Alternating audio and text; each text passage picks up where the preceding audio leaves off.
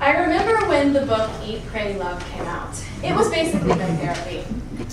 I was mustering up to the strength to put an end to an unhealthy relationship of 4.5 years. She was having a breakdown on the bathroom floor. I was reading it on the bathroom floor. I traveled the world, fell in love, and changed my life through Elizabeth's words.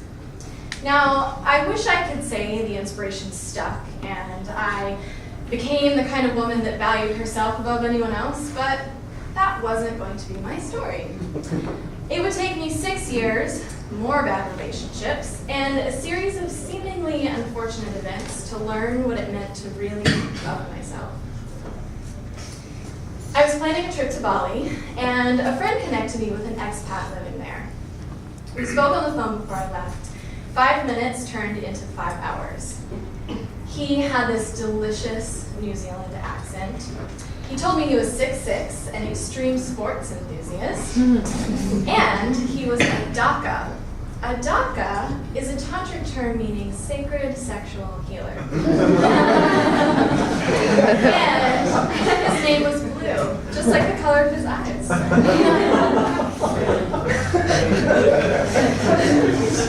We hit it off.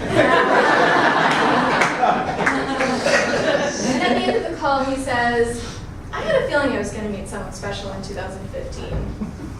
The anticipation was hot. 3 a.m., it is my 3rd day in Bali, the night before I'm meeting Blue for the first time.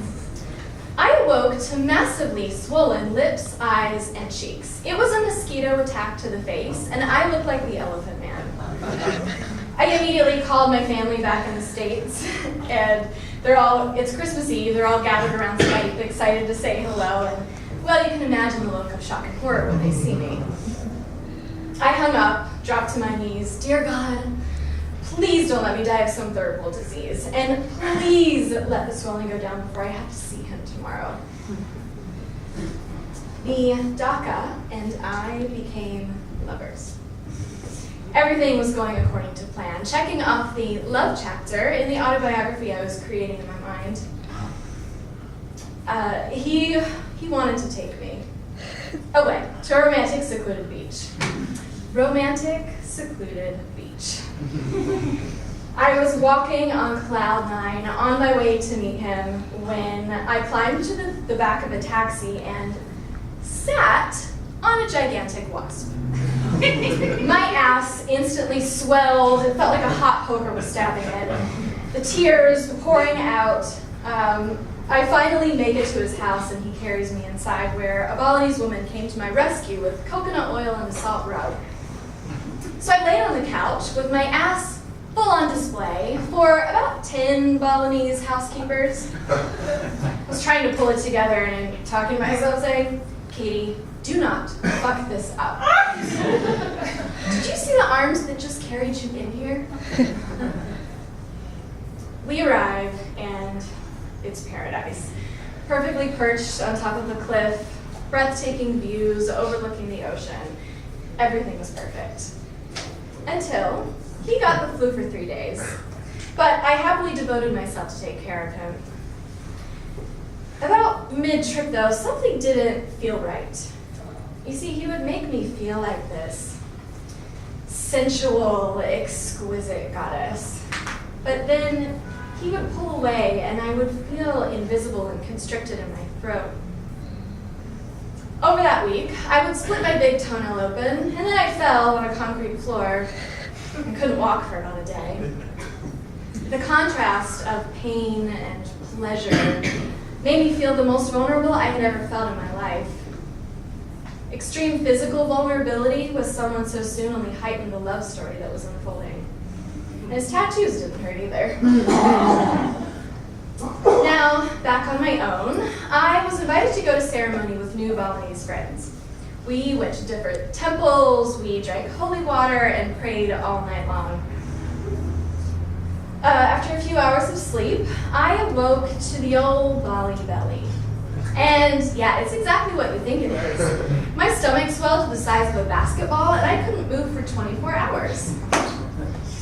Apparently, you're not really supposed to drink 24 hours, I couldn't move. And for 24 hours, Blue never came to check on me. But once I deflated, he was back, and his hands were a gift from God. I couldn't stop. I mean, what am I, an idiot? Very soon, I wound up with the worst UTI of my life. I'm squatting over a toilet hole in the floor, downing an herbal mixture this Balinese medicine woman made for me. Yeah, the one from Eat, Pray, Love, like for real. She shakes her head and laughs at the top of her lungs. Oh, too much big banana. Dr. Christine Northrup says, what your upper lips can't say, your lower lips will. I continued to justify, assigning reasons to ignore the signs that my body was so desperately trying to give me to stop. I left Bali. We kept in touch. He came to see me in LA and deeper feelings developed. We Skyped daily. We talked about our desire to see how deep we can go. And he wanted me to come back to Bali. And I did. A few weeks before I left, I had a dream about Bali. That when I got to Blue's house, there was a woman in his living room.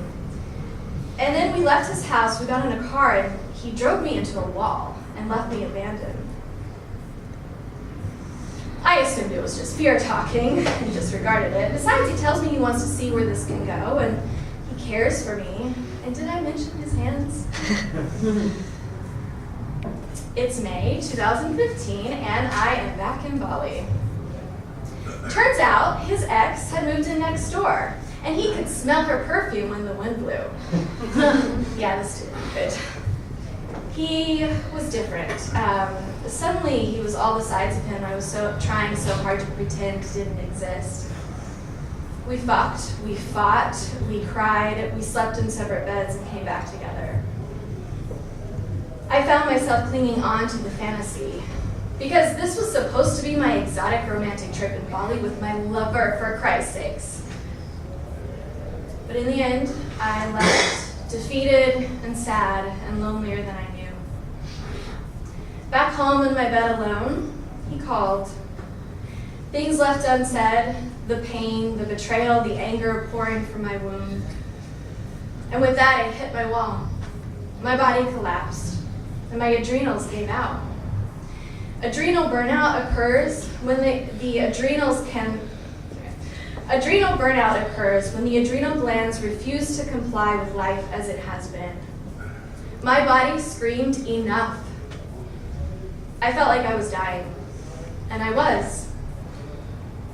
The little girl who didn't value herself, the little girl who couldn't speak up out of a fear of being undesirable, the little girl who wanted to live a fantasy so badly that she ignored her body, was dying. So I held her and thanked her for keeping me safe. I apologized for ignoring her for so long. It's been 7 months now, and I'm still healing. I'm learning to listen to the language of my body. She's awake, she's sensual, she's powerful, and she knows more than I do. Anytime I step away from my truth, she's there to remind me to come back. Not to live in the delusion of the mind, but in the reality of the body.